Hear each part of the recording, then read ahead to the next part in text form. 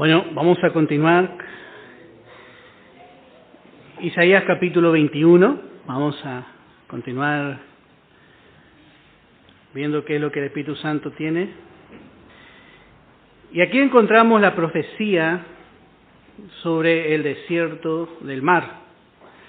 Y vamos a ver que este desierto del mar nos habla de Babilonia. Es una profecía contra Babilonia.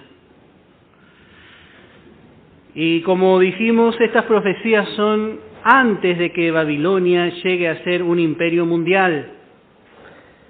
Dios, antes de que ellos lleguen a ser un imperio mundial, ya anunció su caída. Anunció la caída del imperio babilónico.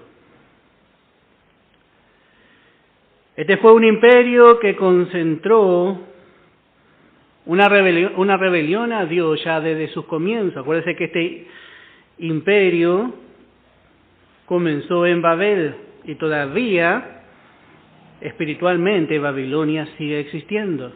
La Babilonia la grande.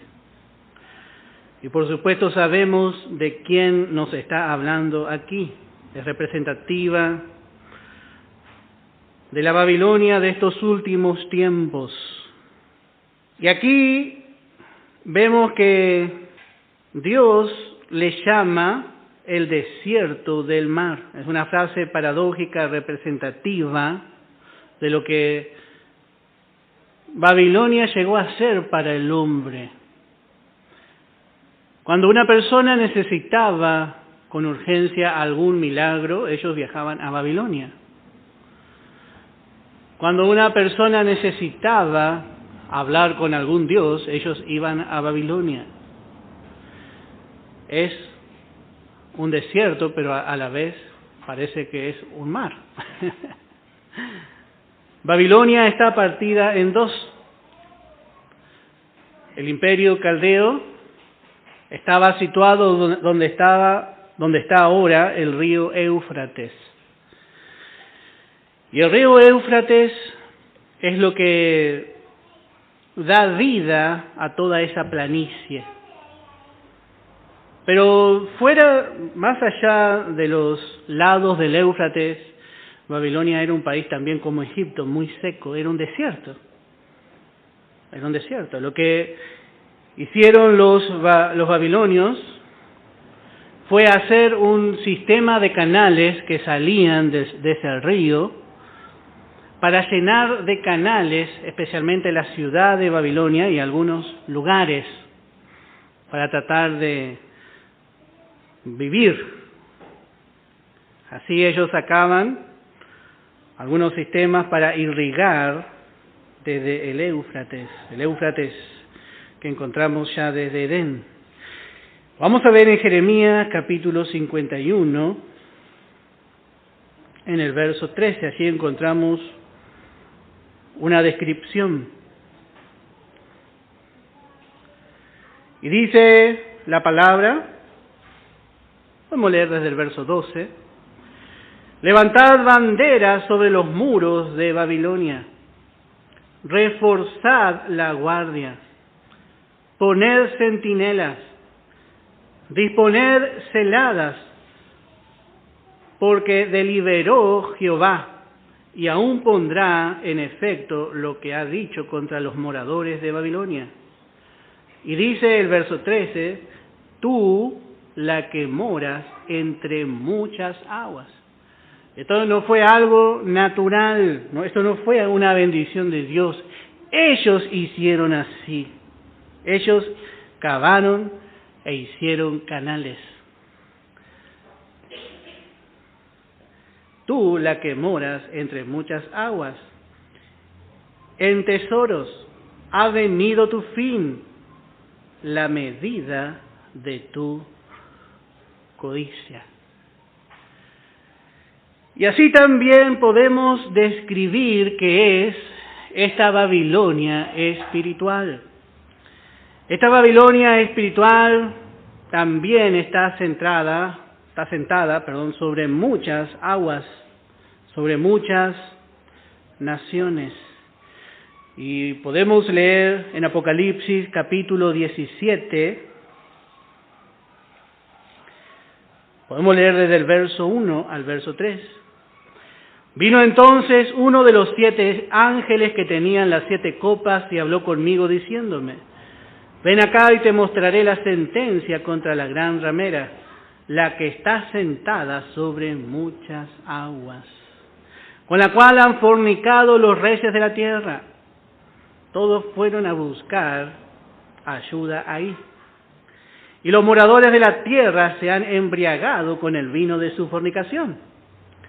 Y me llevó en el espíritu al desierto, y vi a una mujer sentada sobre una bestia escarlata llena de nombres de blasfemia, que tenía 7 cabezas y 10 cuernos.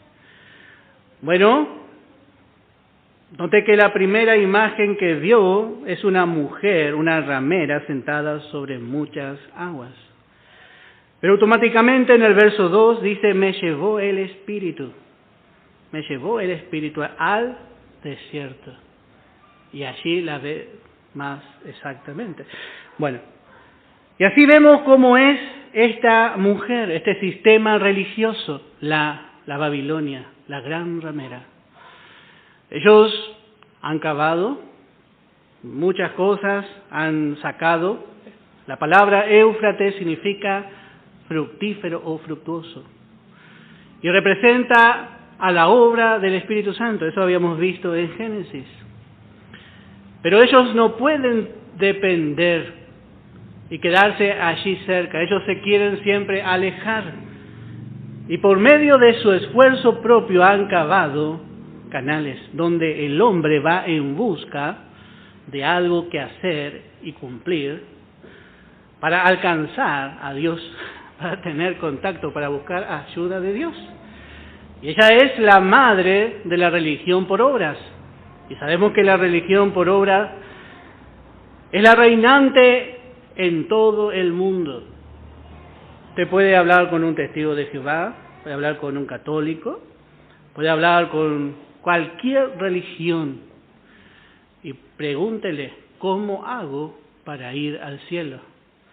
Y todas las religiones, todas se basan en las obras. Pero nosotros vamos entendiendo de dónde salió. Bueno, de Babilonia. Ellos fueron los primeros. Están sentados sobre muchas aguas. Las naciones están rodeándole y allí ella ejerce un poder religioso, aún sobre las naciones que no creen, que no tiene que ser una imagen, puede ser Buda o lo que sea. Ellas tienen poder sobre las naciones. Hay un poder religioso y, como vamos a ver hoy también, un poder político que Babilonia ejerce. Y dice la palabra: profecía sobre el desierto del mar, como torbellino del Negev, así viene del desierto de la tierra horrenda. Y este torbellino nos habla del juicio que va a venir sobre esta ramera y que iba a venir sobre Babilonia. Va a venir como un torbellino que destruye, que levanta, que desordena todo a su paso. Y este torbellino, como dijimos, nos habla del juicio de Dios. Pero este juicio iba a ser llevado por medio del ejército medo-persa. Como dijimos, los medo-persas fueron los que pusieron fin al imperio caldeo o imperio babilónico. Ellos fueron los que conquistaron Babilonia. Y ellos también fueron, como vamos a ver ahora, los que mostraron también su verdadero carácter. Y así en el tiempo del fin hemos visto cómo Dios descubre el verdadero carácter de Egipto. Pero también Dios tiene que descubrir el verdadero carácter de esta mujer. Y Dios va a utilizar a otras naciones que estaban bajo su yugo, bajo su poder. Babilonia era una mujer sentada sobre muchas aguas. Te veía Babilonia y se veían realmente los ríos brillando como espejismos sobre la planicie desértica. Pero era eso solamente, era un espejismo. Y así es la religión. El hombre va en busca de Dios, pero en verdad Dios no está allí. Al final, como dijo Jesús, va al pozo pero no tiene cómo sacar, no tiene cómo alcanzar el agua. Entonces Jesús le ofrece el agua de vida a la mujer samaritana. Él es el agua, un espejismo, y también en Judas y en Segunda de Pedro le pinta el Espíritu Santo y le dice nubes sin agua. Vamos a ver, pero así es la religión, es una nube. Parece que tiene agua y al final usted se va, pero no pasa nada, está vacío. Bueno, así Dios va a mostrar que es esta mujer. Este fue un lugar desértico. Ellos lo cambiaron por un tiempo, pero volverá a ser un desierto. Dios lo ve así y lo verá así. Verso 2. Visión dura me ha sido mostrada. El prevaricador prevarica. Otra versión dice, el engañador engaña. Y el destructor destruye. Sube, oh Elam, sitia, oh Media. Todo su gemido hice cesar. Bueno, aquí presenta justamente a las dos naciones que iban a llevar a cabo todo esto. Por un lado, Elam representa a Persia. Fue una ciudad, una nación, muy pequeña, pero cuando se juntó con Media, bueno, fue tremendo lo que llegaron a hacer los persas. Elam y Media, estas dos naciones que fueron impías también. Note que fueron prevaricadoras, engañosas y destructivas. Babilonia amaba el oro, pero estas naciones no. Estas naciones iban en busca del poder. El religioso es codicioso. Pero como vamos a ver, estas dos naciones nos hablan del mundo político que también están bajo el poder de Babilonia. Están bajo la influencia de Babilonia. Ellas se van a levantar, estas dos naciones, para derrotarle. Y dice el verso 3, por tanto mis lomos se han llenado de dolor.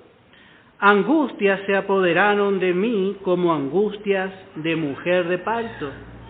Me agobié oyendo y al ver me he espantado. Se pasmó mi corazón. Por un momento se detuvo el corazón de Isaías. El horror me ha intimidado. La noche de mi deseo se me volvió en espanto. Y acá lo que vemos es que el profeta empieza a sentir su profecía. Esto es algo muy común. Al ver el juicio que tenía que anunciar y que iba a venir sobre Babilonia. Porque esto no fue algo que Dios le dijo y él tenía que repetir. Dice en el verso 2, dice visión. Esto fue algo que él vio. Y realmente vio cómo estas naciones entraban y conquistaban a Babilonia. Y él empezó a sentir realmente. Dice lo que sintió el profeta, dice, verso 3, por tanto, mis lomos se han llenado de dolor. Angustias se apoderaron de mí, como angustias de mujer de parto. Me agobié oyendo y al ver me he espantado. Qué hermosa experiencia y qué hermoso predicador. Porque él realmente siente lo que está predicando. Esto no es una teoría, es algo que estás viendo.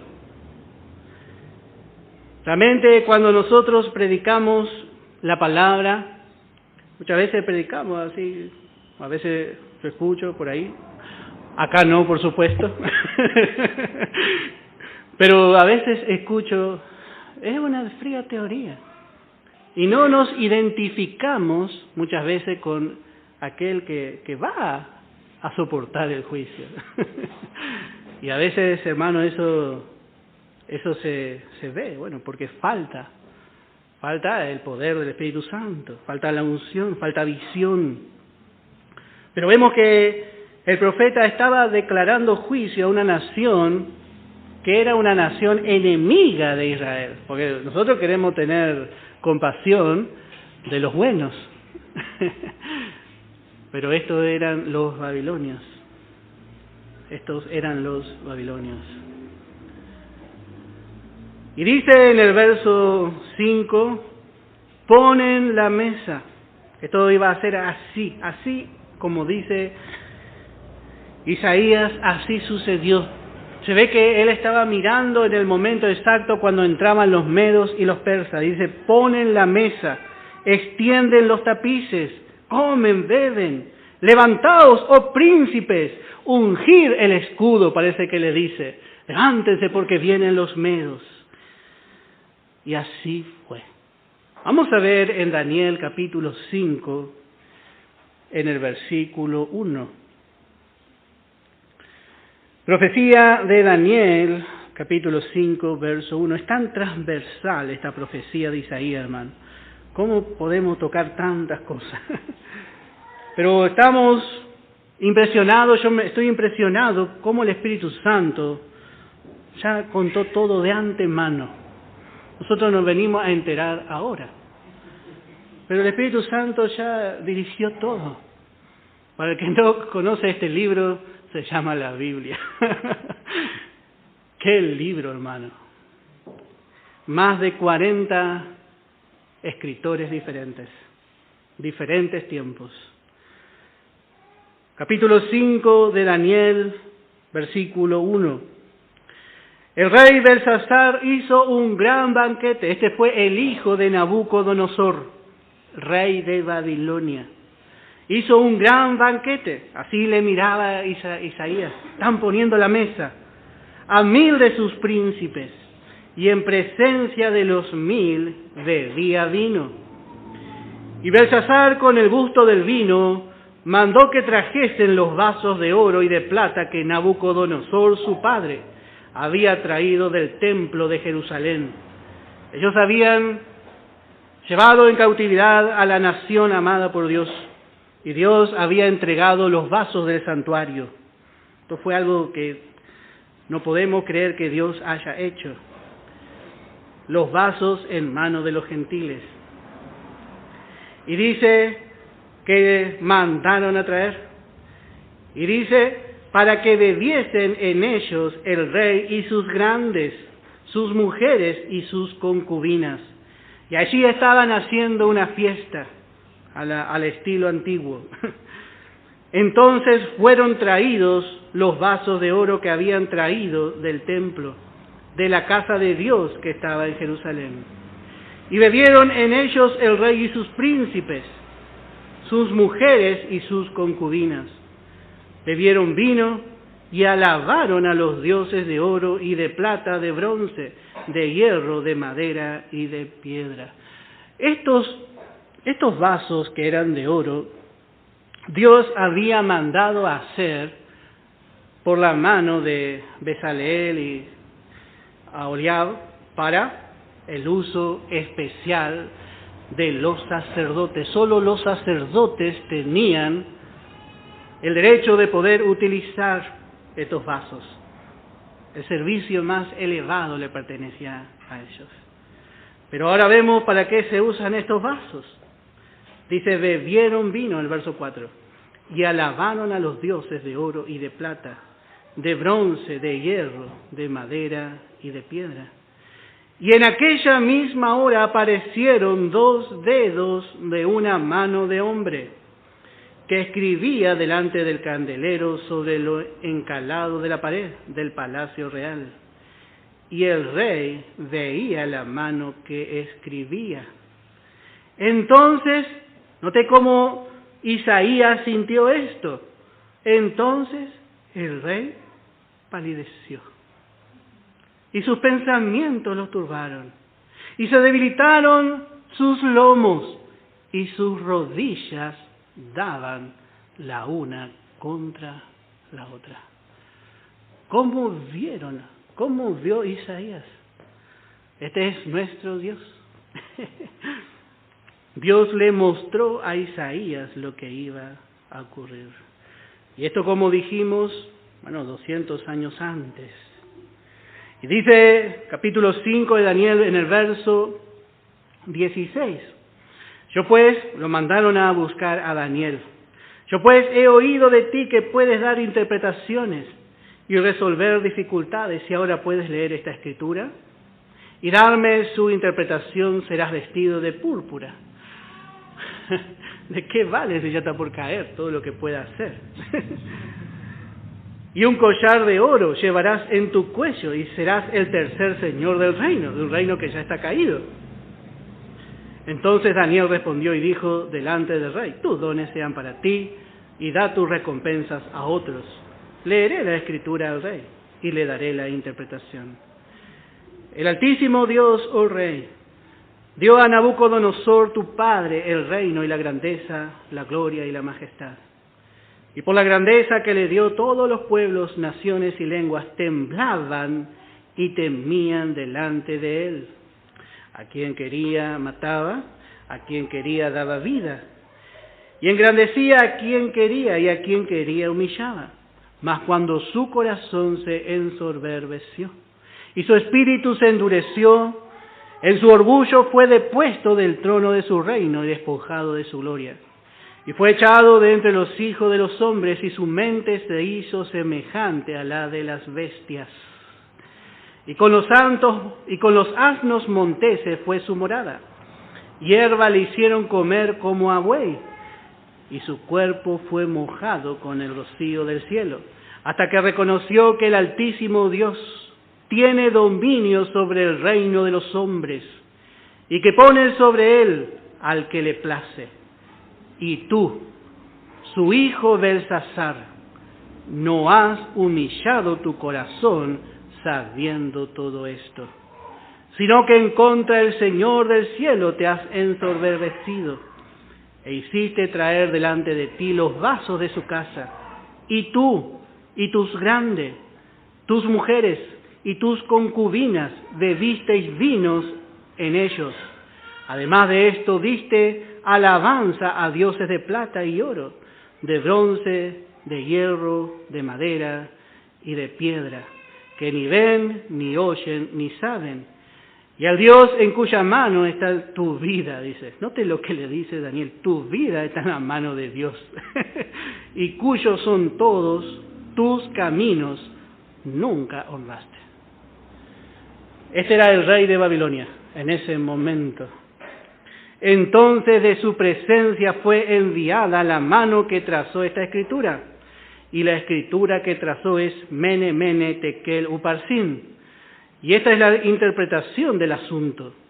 Mene, contó Dios tu reino y le ha puesto fin. Tekel, pesado has sido en balanza y fuiste hallado falto. Pérez, tu reino ha sido roto y dado a los medos y a los persas. A mí, hermano, me gusta ver, mientras Daniel estaba allí, Isaías estaba parado allí mirando toda esa situación.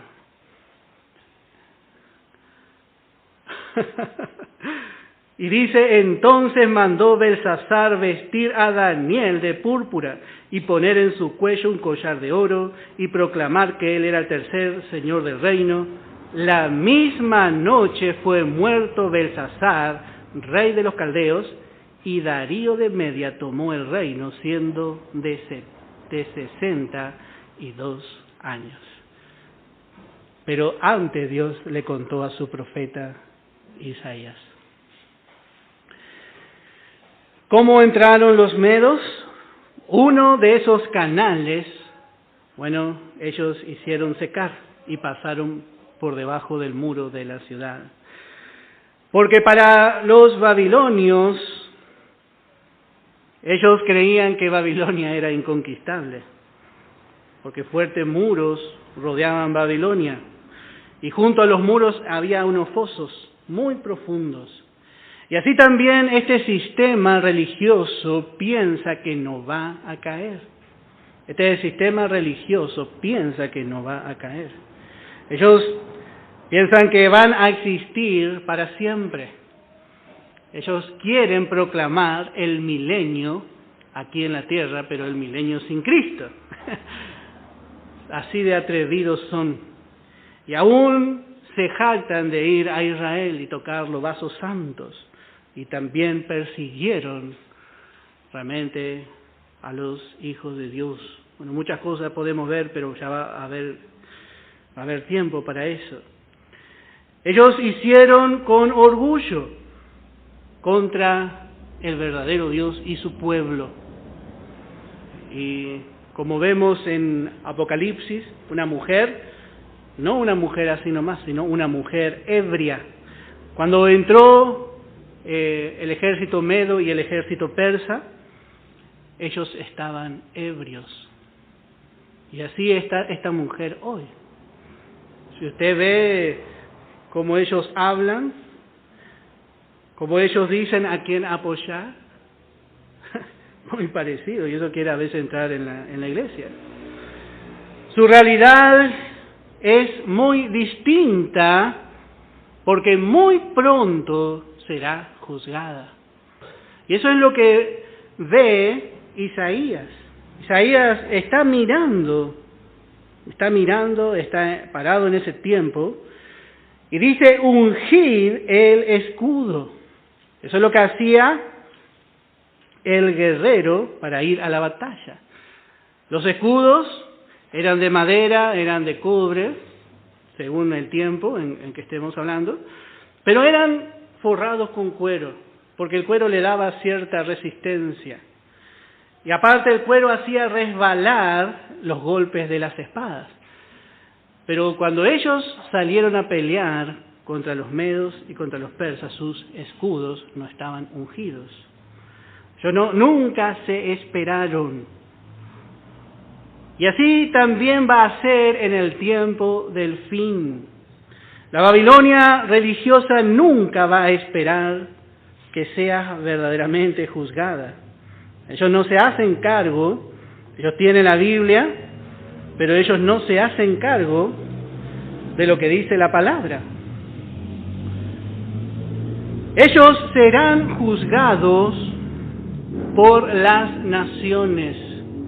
Como dijimos, los medos y los persas estaban bajo el poder de esta nación. Y dijimos que representan el mundo político. Vamos a ver en Apocalipsis capítulo 17, en el verso 16.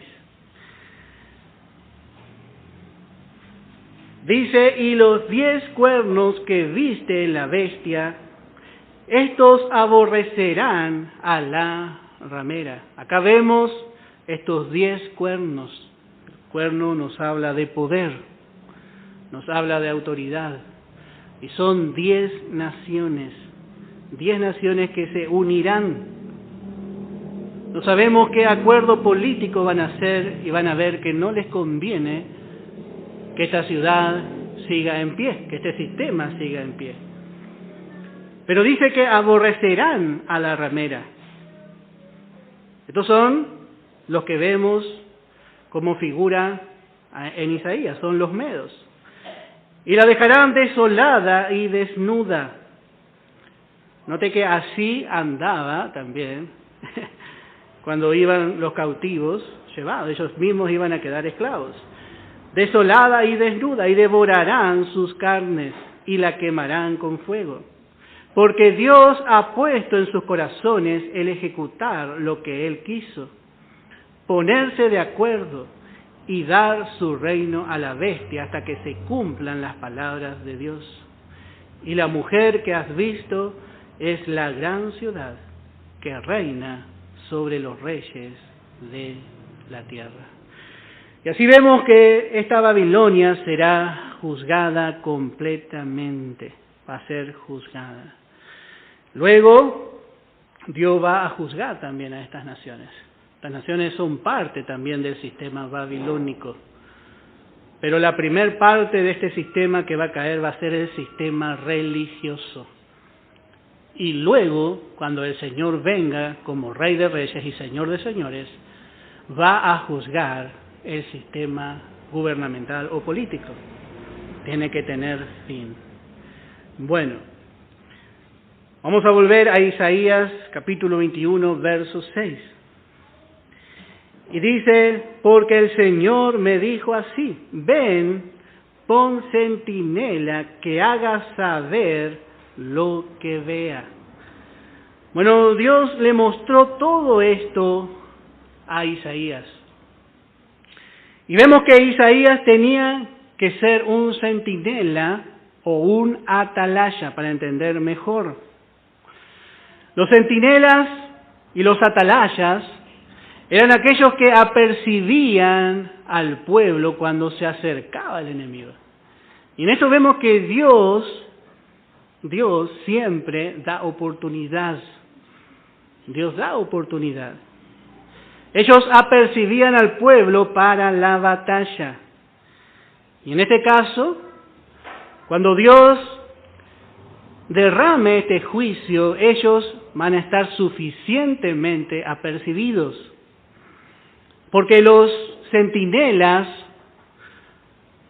los atalayas son los profetas, los apóstoles, los diferentes siervos de Dios de todos los tiempos. Todos hablaron, todos profetizaron, todos predicaron.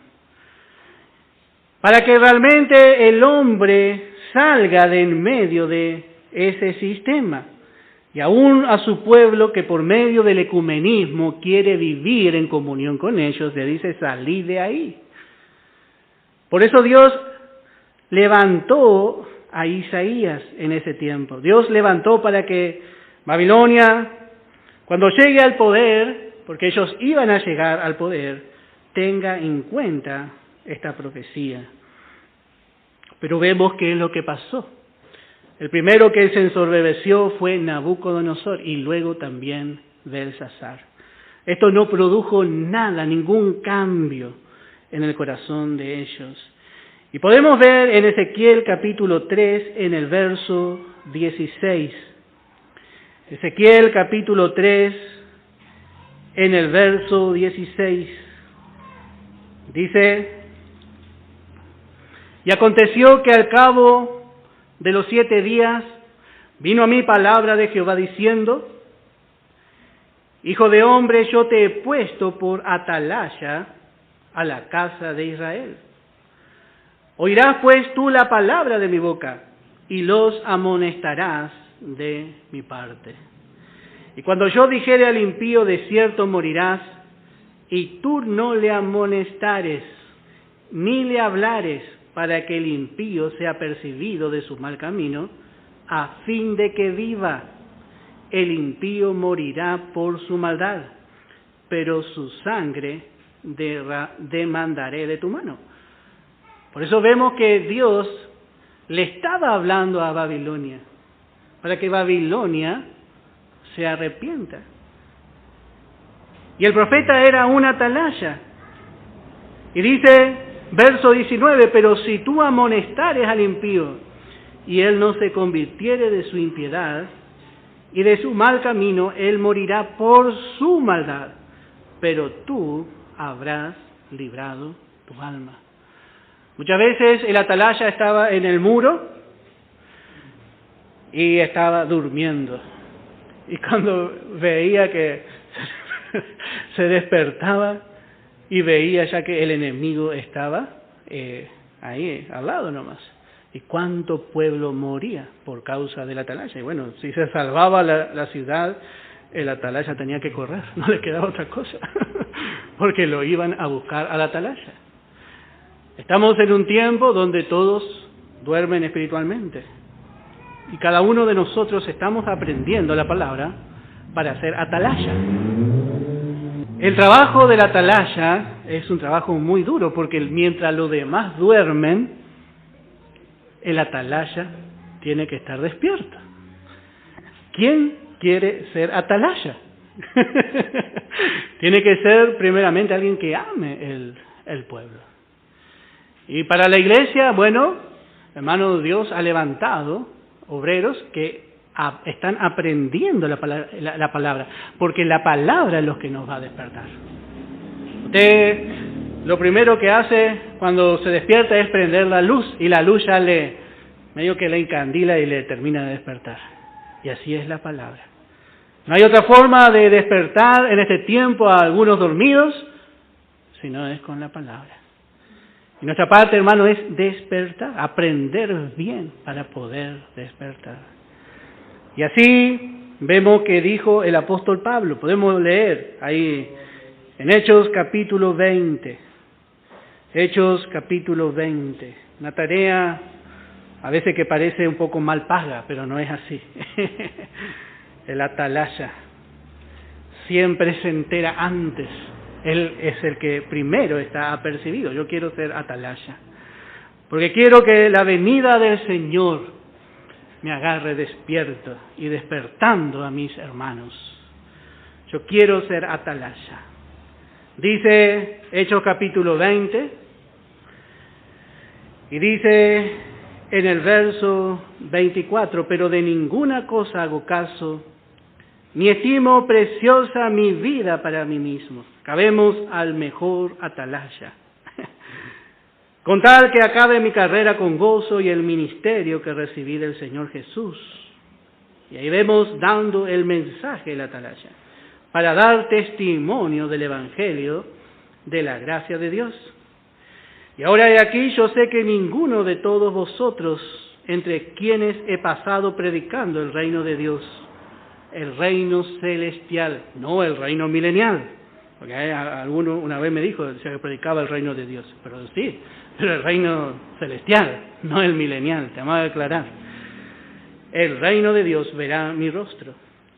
Y note lo que dice Pablo: por tanto, yo os protesto en el día de hoy, que estoy limpio de la sangre de todos, porque no he rehuido anunciaros todo el consejo de Dios. Verdaderamente, esta es nuestra parte, predicar todo el consejo de Dios. Y en el verso 28 le dice: por tanto, mirad por vosotros ahora. Yo ya di mi mensaje. Ahora mirad por vosotros y por todo el rebaño en que el Espíritu Santo os ha puesto por atalaya. Se iba una atalaya, pero quedaban los atalayas para apacentar la iglesia del Señor, la cual Él ganó por su propia sangre. Porque yo sé que después de mi partida entrarán en medio de vosotros lobos rapaces, que no perdonarán el rebaño. Y así, hermano, así es. La apariencia a veces de los falsos obreros.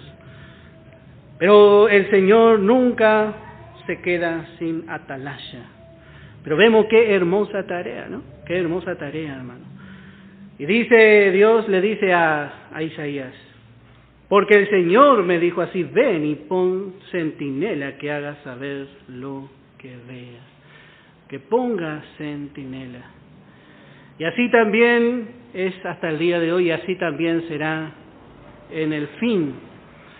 En el fin las naciones no entenderán, pero Dios en su misericordia también tendrá atalaya.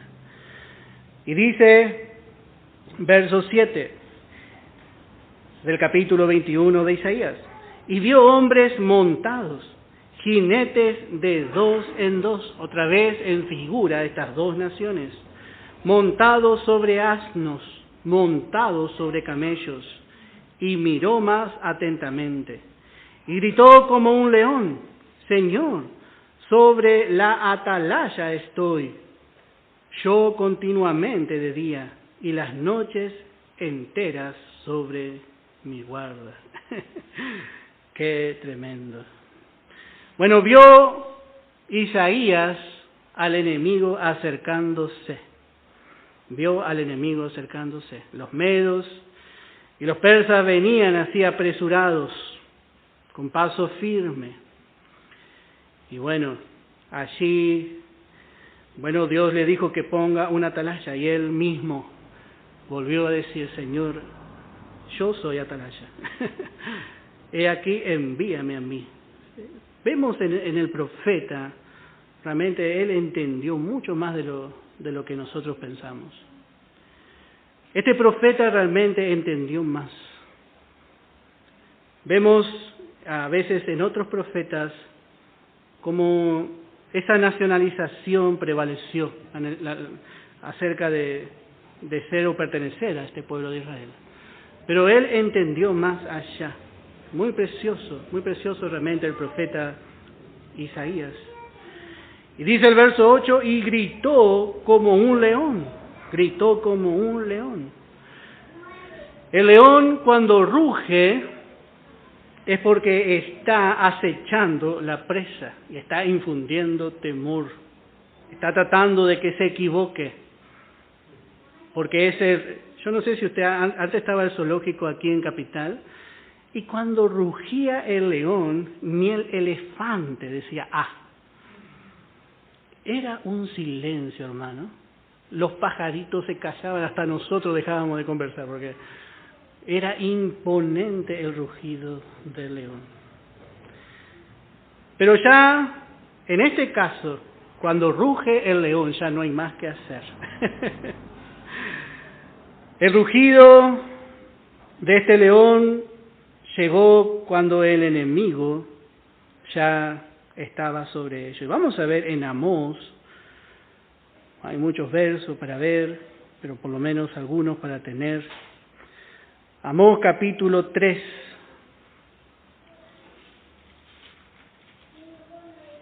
Dice en el verso 4: ¿rugirá el león en la selva sin haber presa?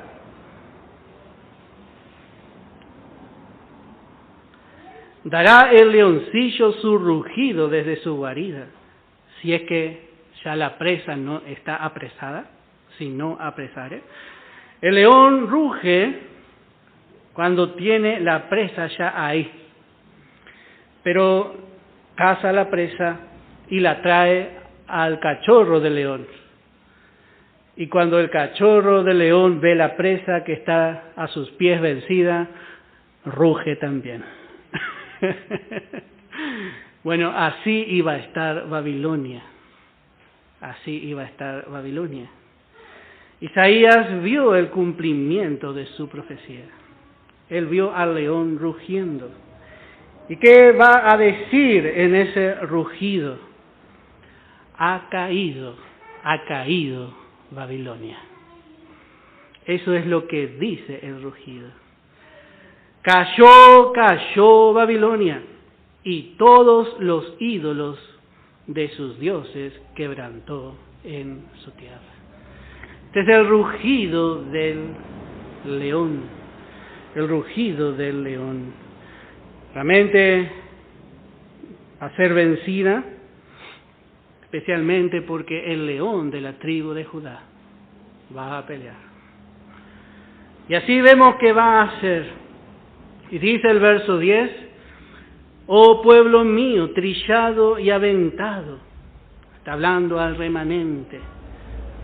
Os he dicho lo que oí de Jehová de los ejércitos, Dios de Israel.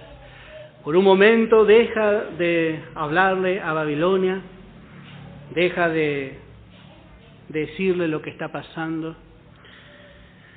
Pero hermano, qué bárbaro, ¿no? Isaías. Nosotros tenemos algunas cosas que aprender. Vamos a ver en 2 de Corintios, capítulo 5. Dice en el verso 11, siempre tocamos este verso: Pero dice, conociendo pues el temor del Señor, persuadimos a los hombres. Conociendo pues que el Señor nos revele lo que el hombre sin Cristo va a pasar. La pérdida que el creyente también, que no se prepara, va a tener. Porque si nosotros conocemos, tenemos una visión, vamos a persuadir a los hombres, vamos a tratar de convencer. Note que de tal manera estaba persuadido Isaías que sentía lo mismo, sentía exactamente lo mismo. Bueno, verso 11, dice profecía sobre Duma, me dan voces de Seir, guarda. ¿Qué de la noche? Guarda. ¿Qué de la noche? Bueno, y acá, esta profecía sobre Duma nos habla de Edom. Duma significa silencio, silencio del hombre. Y fue una ciudad de Edom. Como sabemos, Edom fue hijo de Esaú y nos habla del hombre terrenal. Y así el hombre va a estar en silencio, nada podrá acotar. Solo podrá esperar que termine el juicio. Y dice que le van a preguntar al guarda de la noche. Dice, ¿qué hora es? ¿Termina ya? Y dice la palabra que si aún el tiempo no fuese acortado, nadie quedaría salvo. Pero así el hombre natural, Dios va a juzgar al hombre que quede en su estado natural. ¿Qué hora es de la noche? Y dice el verso 12, el guarda respondió, la mañana viene y después la noche. Preguntad, si queréis, preguntad, volved y venid. Así ellos van a estar esperando que la noche pase. Y dice en Malaquías capítulo 4, Malaquías capítulo 4, en el verso 2, mas a vosotros, los que teméis mi nombre, nacerá el sol de justicia, y en sus alas traerá salvación, y saldréis y saltaréis como becerro de la manada. Esta noche se va a terminar cuando nazca el sol de justicia. Todo ojo le verá. Todo ojo verá y estará esperando que venga el Señor. A algunas naciones también. Bueno, lo vamos a dejar acá y luego vamos a continuar. Que el Señor bendiga.